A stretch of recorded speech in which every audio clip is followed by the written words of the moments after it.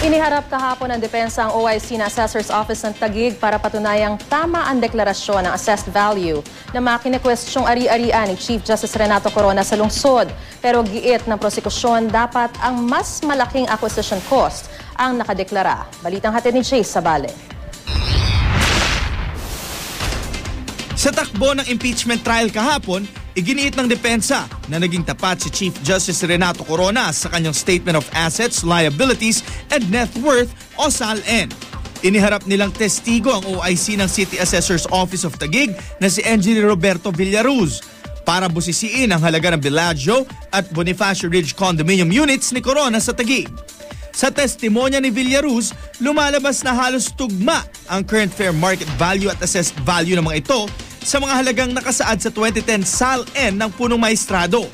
Pero giit ng prosekusyon ang acquisition cost mismo o kung magkano nakuha ni Corona ang property ang dapat nakasaad sa kanyang SALN.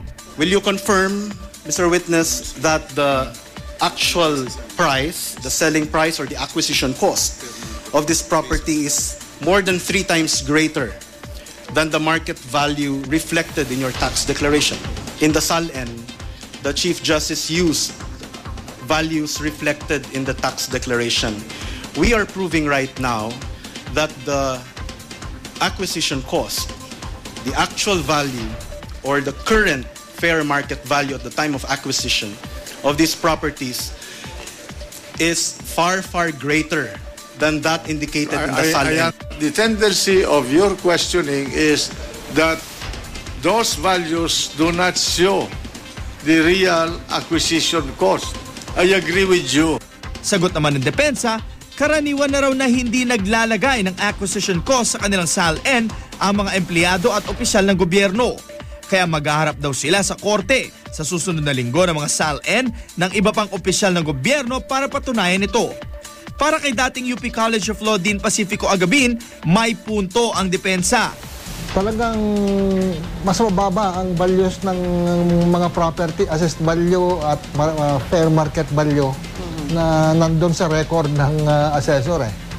Kaya nakapunto yung defense dito in the sense na hindi naman nag-undervalue si Chief Justice. Mahirap daw patunayan ang undervaluation dahil subjective daw ito. Insofar as the undervaluation of the properties is concerned. No? But with respect to inclusion or non-inclusion of assets, madaling malaman yun at titignan mo lang sa listahan ng properties sa bawat SALN sa bawat taon.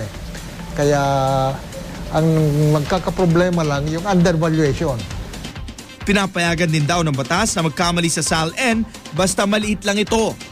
Kung malaki ang agwat between yung dineclare ni Chief Justice at yung talagang acquisition cost,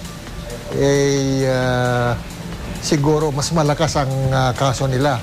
Pero kung maliit lang ang difference, mayroong rule sa law na tinatawag ng mga abogadong de minimis.